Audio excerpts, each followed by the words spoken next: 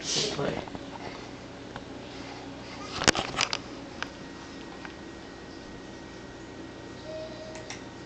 Hi, I'm Karen Friedman. Have you ever watched a good facilitator? If you have, they probably make it look easy, right? Well, it's not quite as easy as you might think.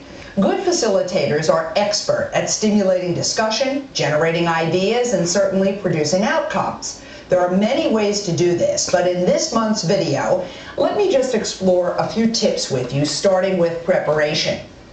Prepare in advance. That means putting yourself in the seats of your listener to understand the outcomes they're after and the types of questions that might spark a discussion.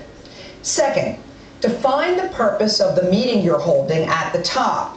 That means saying something like, the reason we are here today, or the purpose of the meeting is this, and in the next 45 minutes we'll do that. Or maybe something simple like, we will begin by. It is imperative that you establish a group consensus so everyone knows what outcome the group is after. You have to be perfectly clear if you want to lead the session effectively. Third, ask questions that prompt discussion. Here are a couple of examples. What would happen if we did this? In your experience, what do you think? Or tell me about, perhaps, so you've suggested. Or what do you think about that? What ideas do you have about this?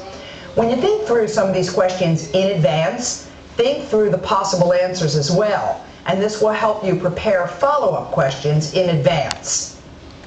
It's also important to make sure that everyone is participating. If someone's quiet or they appear left out, try to move the discussion toward them using their name and asking them one of those questions to figure out what it is they think so they provide input.